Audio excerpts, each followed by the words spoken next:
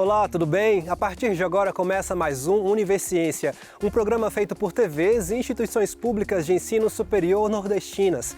Aqui a gente mostra a importância das produções científicas do Nordeste e como elas têm transformado a vida das pessoas. Vamos ver agora quais pesquisas iremos conhecer no programa de hoje. Pesquisadores da Universidade Federal do Vale do São Francisco, campus de Juazeiro, realizam estudos com fungos com o objetivo de combater distúrbios no cultivo da uva. Cientistas da Universidade Federal do Rio Grande do Norte, em parceria com o Instituto Santos Dumont, desenvolvem um projeto de realidade virtual para auxiliar pessoas com lesão medular a manejar cadeira de rodas motorizada. Veja também, uma pesquisa desenvolvida por cientistas da Universidade Federal do Ceará tenta entender a participação da agricultura familiar dentro da central de abastecimento do estado.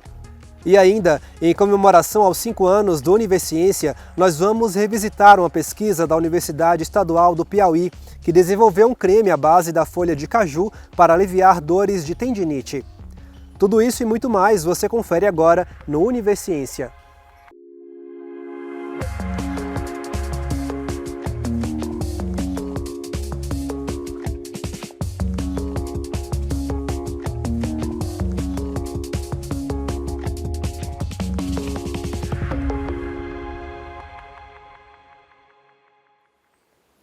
O submédio do São Francisco, localizado entre a Bahia e Pernambuco, é um polo de fruticultura no Brasil. A região é responsável por mais de 90% da exportação de uva no país. E para proteger as safras de organismos causadores de doenças, pesquisadores da Universidade Federal do Vale do São Francisco, campus de Juazeiro, realizam estudos com fungos, com o objetivo de combater distúrbios no cultivo da uva. Acompanhe.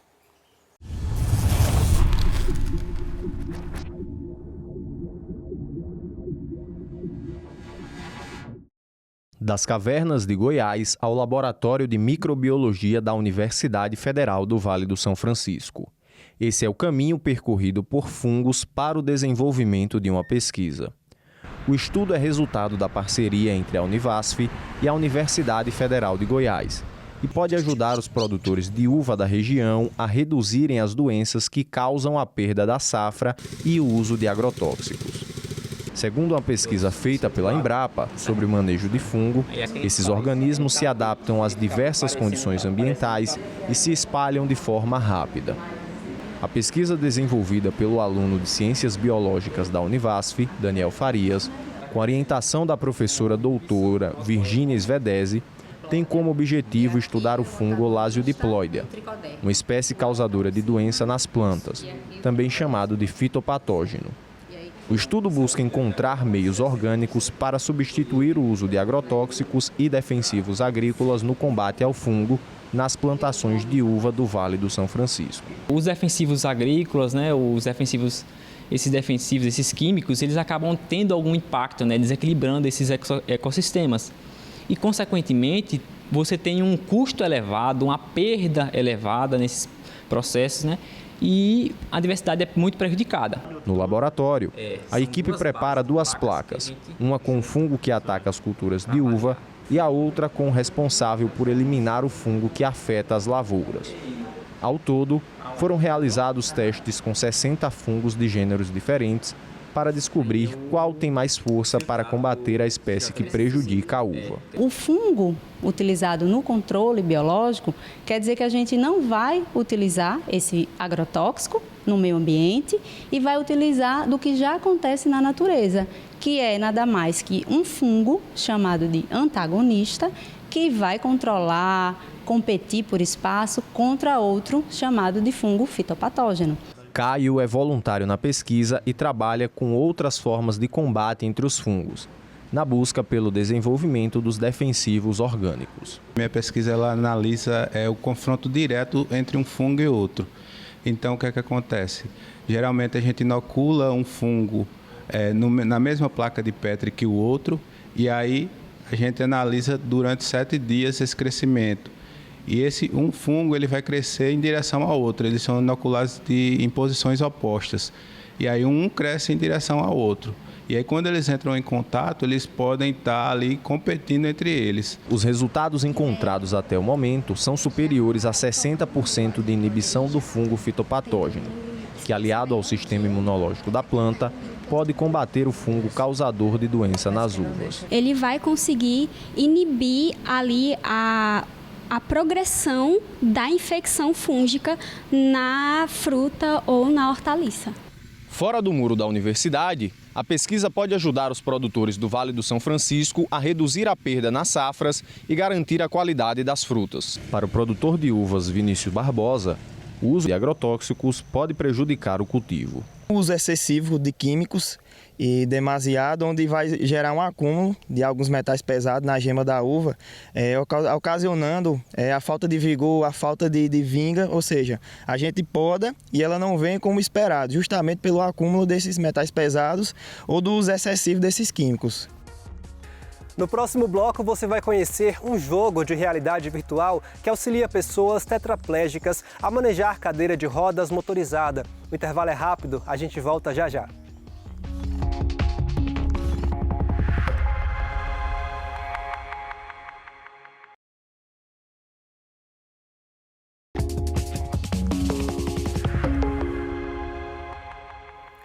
Preparar pessoas com lesão medular para o uso de cadeira de rodas motorizada. Esse é o objetivo de um jogo virtual desenvolvido por pesquisadores da Universidade Federal do Rio Grande do Norte, em parceria com o Instituto Santos Dumont.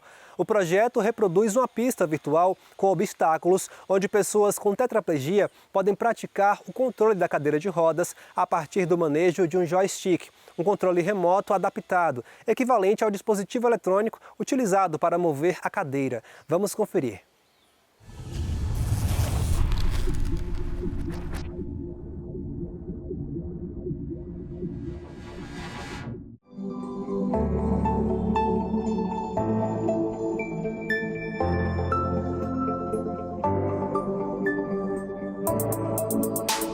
Um jogo de realidade virtual reproduz uma pista com obstáculos, em que pessoas com tetraplegia podem praticar o controle da cadeira de rodas a partir do manejo de um controle remoto adaptado, equivalente ao dispositivo eletrônico utilizado para mover a cadeira. É uma coisa que vai impactar muito minha vida, porque quando tiver a cadeira motorizada, vai me ajudar muito a ter uma independência para me locomover e também está me ajudando muito com os movimentos da minha mão e do meu braço. O projeto, desenvolvido por pesquisadores do Instituto Santos Dumont, uma organização social vinculada ao Ministério da Educação, em parceria com a Universidade Federal do Rio Grande do Norte, busca preparar pessoas com lesão medular para o uso de cadeira de rodas motorizada. A ideia, de trazer um projeto com realidade virtual surgiu pela necessidade da clínica mesmo. Então, começamos a receber pacientes com lesão medular alta, que são os chamados pacientes tetraplégicos, que têm dificuldade de mobilidade dos membros superiores.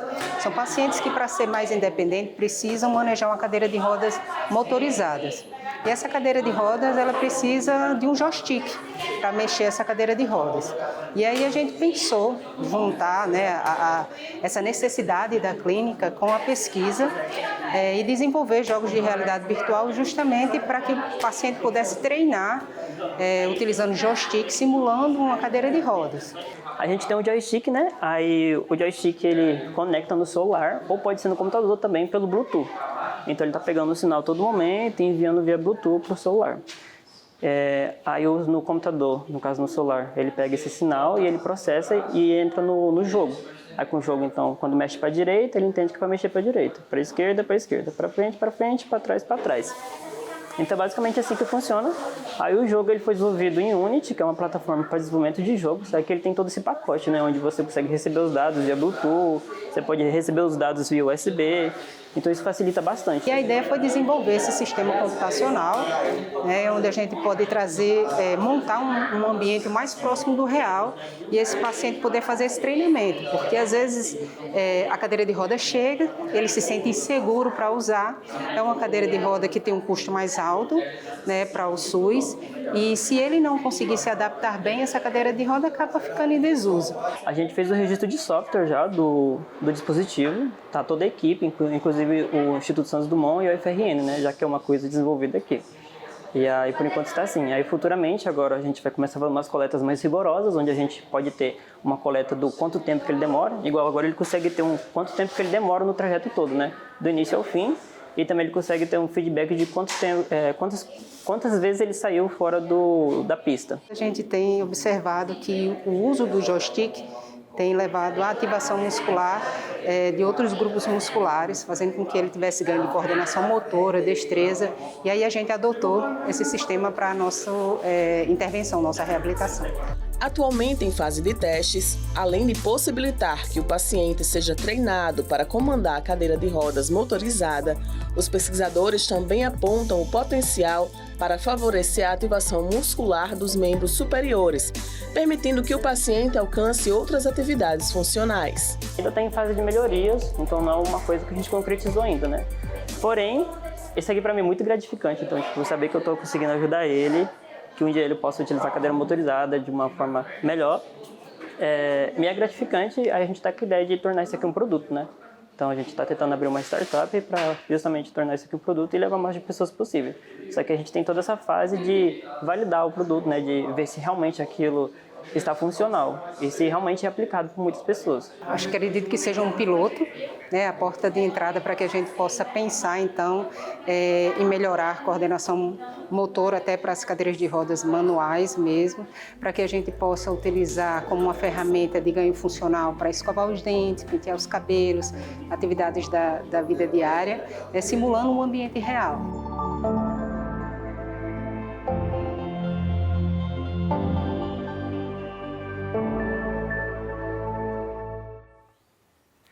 A Central de Abastecimento do Ceará atua como ponto fundamental na dinâmica de abastecimento de Fortaleza e da região metropolitana.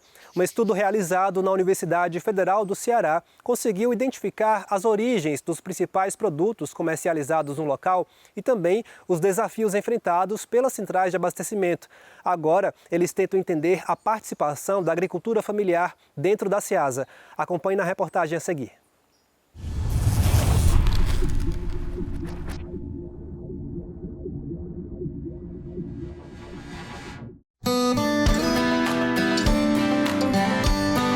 Meu nome é João Paulo, eu venho aqui para a Ceasa 2 vezes por semana, que a gente comercializa tomate, pimentão, batata, pepino, abacate Betânia, quintal. Eu venho de Guaraciaba, Serra Grande, produzindo, comercializando. A gente produz com os parentes, com a família da gente, tem uma parceria com os amigos. Eu já só presto se tiver uma parceria, se não tiver, quando a coisa fica boa para todo mundo, porque quando só é bom para um, justamente não faz parte. Aqui na Ceasa nós temos 1.204 permissionários. Esses permissionários e outros que vêm de forma avulsa, eles comercializam 120 mil toneladas de alimentos por mês e 670 milhões de reais que é comercializado e circula aqui dentro da Ceasa. E em torno de 20 mil pessoas circulam aqui também nesse entreposto aqui de Maracanaú. Meu nome é Rebeca Carvalho, sou estudante do doutorado de Geografia. A gente busca entender um pouco sobre a relação da Ceasa com a agricultura familiar. Desde o mestrado, eu venho trabalhando essa temática, né? Então, no mestrado a gente encontrou pesquisamos 10 circuitos, né, de alimentos, 10 principais alimentos mais comercializados, incluindo banana, cenoura, cebola, hortifrutis, né, no caso, durante a pandemia, né, então tivemos esse desafio também na pesquisa, né, e aí a partir disso encontramos algumas lacunas, né, de pesquisa, como por exemplo, através desses dados, mensurar o quanto que é produzido pela agricultura familiar de fato, né? Porque nós temos aqui nas centrais de abastecimento diversos tipos de circuitos, né? Inclusive de empresas privadas também, nos galpões. Então, surgiu essa lacuna de pesquisa, né? E aí nós vamos aprofundar e adentrar isso dentro da minha tese.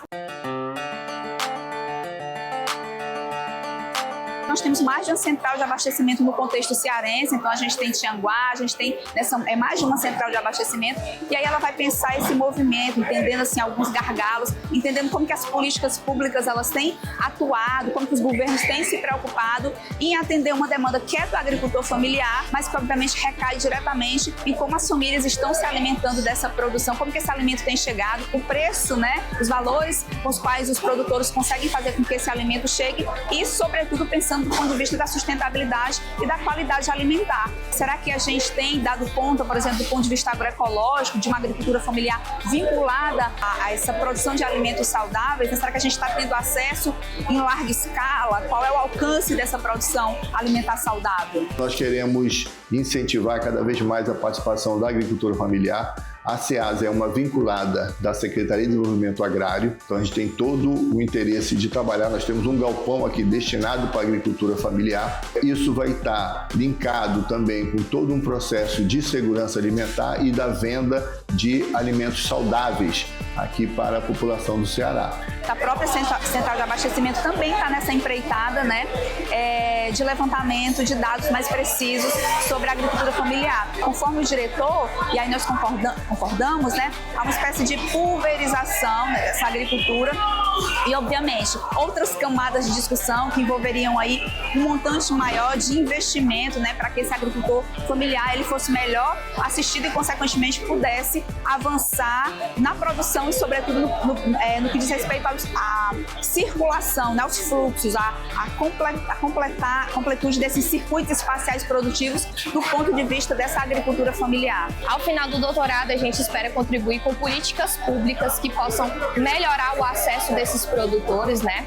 Retornar ao objetivo principal da central de abastecimento, que é dar espaço para esses produtores da agricultura familiar e para os consumidores terem a certeza de onde vêm os seus alimentos, né? Vai contribuir com o mapeamento desses circuitos, tanto da economia superior, que é, no caso, supermercados e supermercados, quanto da inferior, que são para os feirantes, para as feiras agroecológicas e orgânicas, né? Atualmente, nós não temos como dizer quais produtos da central de abastecimento eles são orgânicos ou de base agroecológica, ou até mesmo não possuem uso de agrotóxicos, né? Então a gente, a partir da pesquisa, vai tentar levantar e mensurar alguns desses dados que também é do interesse dos consumidores. Do ponto de vista da geografia, a gente trata do circuito espacial produtivo, né? Então a gente se preocupa em pensar como que esse circuito superior ele funciona, o que ele atende, mas também como que esse circuito inferior ele se estabelece, né? Qual o alcance dele e, de fato, isso é o que nos vai dar a possibilidade de entender esse caminho, esse percurso que o alimento faz desde o momento inicial da sua produção até, de fato, o consumidor. E são consumidores diversos, né? Nós temos famílias de renda, uma renda mais significativa, mas nós temos também consumidores de renda, né? De uma renda inferior e que precisam ter acesso ao alimento saudável, né? A gente acredita que a agricultura familiar tem esse papel e possa ter esse alcance certamente, né? No próximo bloco, a gente segue revisitando pesquisas que fizeram a diferença no dia a dia das pessoas em celebração aos 5 anos de Univerciência. O nosso próximo destino é o estado do Piauí. O intervalo é rápido e a gente volta já já.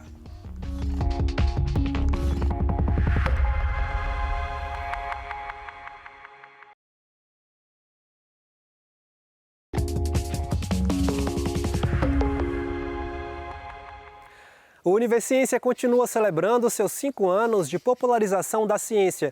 Durante essa temporada, estamos revisitando algumas pesquisas já apresentadas em nosso programa. Hoje nós vamos mostrar que pesquisadores da Universidade Estadual do Piauí desenvolveram um creme à base de folha de caju, que possui propriedades antioxidantes capazes de auxiliar no alívio das dores da tendinite. Esse estudo foi apresentado no ano de 2022 em nossa 3ª temporada. Acompanhe.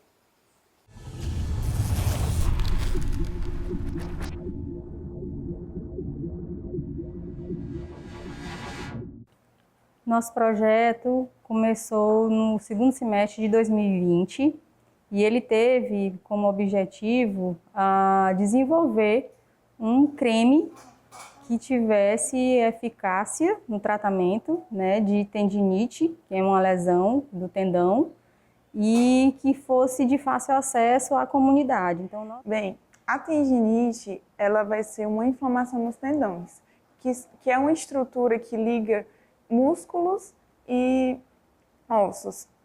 E ela acomete de forma por respostos repetitivos, é uma causa bem comum dentro da população. O creme trará soluções mais eficazes e com um curto período de tempo. É o que a gente busca, né? Além de ser um tratamento acessível, que a gente pretende ser de baixo custo, por conta das aquisições da folha ser de fácil acesso. Os projetos aqui do Núcleo de Pesquisa, eles são sempre, né, nessa linha do tratamento eficaz e de baixo custo, muito acessível à comunidade. E a folha de caju, porque já na literatura consta que a folha possui substâncias que promovem a desinflamação, né, desse quadro de tendinite, é antioxidante. Então, ele tem propriedades muito boas para que se chegue a um creme, né? No caso a gente encontrou foi um creme que que traga esse resultado, um resultado de tratamento rápido e de baixo custo. O que a gente fez? A gente pegou as folhas, tá, de um cajueiro específico, então foi da mesma árvore, colocamos para secar. E a secagem ela tem que chegar até o ponto da folha estar craqueladinha. Ela foi pulverizada, né? Foi colocado num liquidificador industrial e foi pulverizado. Depois que pulveriza, é colocado dentro desse pozinho álcool, tá? Álcool 70, porque aí é uma substância hidroetílica, e para poder depois ser filtrado. O filtrado que passa por um equipamento que a gente teve colaboração com a Universidade Federal do Piauí, para passar por um aparelho chamado rotaevaporador, para sair dali só o extratozinho bruto mesmo da folha do caju, para que fosse adicionado a um veículo. Veículo pode ser um gel, pode ser um creme, e a gente testou vários veículos e o creme foi o que foi melhor, né, para a utilização desse tratamento. Então, é um creme dermatológico à base da folha de caju para tratamento de tendinite.